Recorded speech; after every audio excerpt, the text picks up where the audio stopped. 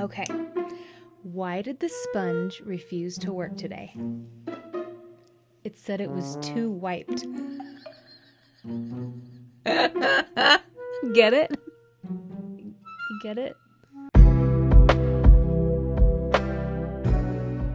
What's up, you beautiful beasts? In this video, I'm taking you behind the scenes of what my house really looks like when my brain is not in a great place, and how cleaning just one room turned into a nervous system reset for me and my family. But before we get into it, we need to have a little moment of silence for my microphone. I filmed a whole heartfelt intro for this video earlier. I was in my pajamas, I was vulnerable, I was saying very wise, coachy things about mental health and mess and real life, and my mic was completely off, not recording. So somewhere out there is an Oscar-worthy silent film of me pouring my heart out to absolutely no audio. So if nothing else, please know that you're not the only one out here forgetting the obvious step. Even the health coach on YouTube is over here like, nailed the vulnerability, forgot the sound. Anyway, let's try this again with an actual working mic. I think it works. Disclaimer. The tips and practices shared in Declutter the Beast are for educational and lifestyle purposes only. They are not a substitute for medical, psychological, or financial advice. If your clutter is tied to deeper emotional, mental health, or safety concerns, please consider seeking professional support. Decluttering looks different for everyone. What feels freeing to one person may feel overwhelming to another. Move at your own pace. Honor your limits and choose the practices that best support your well-being. Decluttering is about creating space for what matters most. Take what feels helpful and let the rest go. This main room is where most of our life happens. It's the kitchen, the dining room, and my office, all sharing one big space. 4 humans and 1 cat, sometimes 4, don't ask questions, move through here all day long. So when my head is overwhelmed or emotionally maxed out, this is the room that shows it first. And when I'm in that state, stuff piles up. I set things down just for now, I avoid decisions, and I tell myself that I'll deal with it later. Then I walk in and it looks like my frontal lobe exploded onto every surface. The mess makes my stress louder, and the stress makes more mess. That is the loop. I'm sharing this because I'm not perfect, and health is not perfect. I am a human being. Some days I'm on it, and some days I'm in my PJs staring at a kitchen that looks like a before photo and filming a gorgeous silent movie because I forgot to turn my mic on. Both are part of real life and real health. Before I walk you through what I did, I want to say this really clearly. Mess is usually not a moral failure. It's information.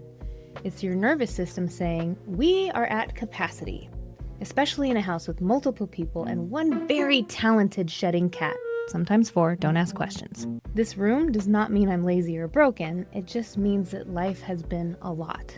In the past, this is the point where I would decide I had to clean the whole house, bedrooms, bathrooms, living room, closets, all of it. And my brain would zoom out, see everything at once, completely glitch, and then I would end up doom scrolling on my phone and call it a break. We were on a break. We were on a break! This time, I did something different. I did not touch the bedrooms. I did not touch the bathrooms. I did not touch the living room. I chose one zone, this main room. One room, one reset. A smaller target means my brain can actually move instead of freezing. That's not giving up. That is working with my nervous system instead of against it. So earlier today, I started in the kitchen because that's the part of the room that talks the loudest. The counters are like a giant billboard for how my brain is doing. Your brain does not see a little clutter, it sees unfinished tasks. Every cup, every box, every pile is a tiny handle me later notification. It's kind of like having a bunch of background tabs open, but in your head. So I cleared the counters first. Not to win some imaginary Adult of the Year award, but to close some of those mental tabs so my nervous system would stop yelling at me every time I walked through. Then I did the dishes. For me, a full sink is like instant you are behind it life fuel. And when I'm tired, my brain loves that story. In reality, it's just a bunch of objects that need water and soap. So instead of turning it into a character flaw, I tried to treat it as taking one loud piece of visual noise out of my day. So then once the surfaces were clear, I vacuumed and mopped the kitchen floor. This is where my inner gremlin with a mop came out. There's something wildly satisfying about mopping in my pajamas. It feels like I'm erasing my problems one slightly grumpy swipe at a time. Does it fix everything? No. Does it make me feel like the exhausted but undeniable ruler of this habitat? Yes. So if you ever want to feel oddly powerful, mop your floor in your PJs. It's giving "I'm tired, but I'm still the queen here" vibes. After the kitchen, I moved into the dining room. Our table is where real life happens. Meals, mail, homework, random projects. Which means it's also the landing pad for every "I will put this away later" item in the house. Clearing that table was less about making it pretty and more about giving us a place to sit and be together that did not feel like we were eating on top of a to-do list. I cleared the clutter off the table and wiped it down just to send the message, this surface is safe for plates, elbows, and conversations again. Then, I tackled the little counter next to it. Those tiny surfaces are sneaky. They look harmless, but they are magnets for piles. When I clear a spot like that, my brain gets one less place chanting, "Deal with me," every time I walk by. After I cleared this counter, I put all of Desmond's random musical equipment pieces. You'll actually see Desmond in the video organizing the shoes in this area, which I love. 1, because it means I'm not the only one doing the reset, and 2, because clutter in a shared space is a family thing, not just a mom thing. This room belongs to all of us, and we all get to care for it. When this main room is chaotic, I am more irritable. I get snappy faster, and I feel overstimulated by every sound and every question. Not because my family's doing anything wrong, but because my brain is already overloaded, and the environment is poking it constantly. When the space is calmer, I'm calmer, and I listen better, and I have more patience. I can actually enjoy the people I love instead of feeling like I'm drowning in everyone's stuff. So this reset is not just floor care. It's also relationship care. After the table and side counter, I vacuumed the rug under the table and mopped the tile in the dining area. Nothing fancy, just getting rid of that little grit that makes my brain go, ugh, every time I walk across it. Then I moved into the office area. This is where my work brain lives.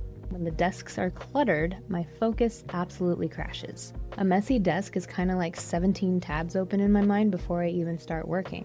So I cleared the clutter off the desks, papers back where they belong, random objects returned to their actual homes. Not a dramatic purge, just turning the surface back into a workspace instead of a chaos shrine. Then I vacuumed and mopped the tile here too, so the whole main room felt like one big intentional reset. Kitchen, dining, office. The 3 hubs of daily life got a nervous system level upgrade. And here's what I noticed afterward. My shoulders dropped. My breathing slowed down, and the room was not feeding the stress loop anymore. My life? It's still my life. The hard things did not magically disappear, but my environment stopped screaming at my brain from every direction. I didn't feel so stuck, and I felt like I had a little more room inside my own body. And my mood shifted with it. When this space is calmer, I am calmer. I show up softer, I have more patience, I can hear the jokes and questions and kid energy without feeling like my nervous system is gonna short out. So if your main room looks anything like my before, I want you to know that you're not failing and you're not lazy. You're a human with a nervous system that has been doing its best. You don't have to clean the whole house, you don't have to catch up, and you don't have to earn your rest with a spotless home. You can pick one zone, one room, one reset. Maybe it's your kitchen, maybe it's your table, maybe it's your little office corner that makes your shoulders tense every time you see it. Clear that space just enough so that your body can exhale. Do it in jeans or pajamas. Do it slowly or in one burst. And do it as a gremlin with a mop if you need to. Make it as gentle and real as you want. Because that small act of care isn't just about the room. It's about you. Your brain, your body, your relationships, your peace. And yes, it also helps if you remember to turn your mic on, but even on the days that you don't, this is how you start to unveil the beautiful beast within you.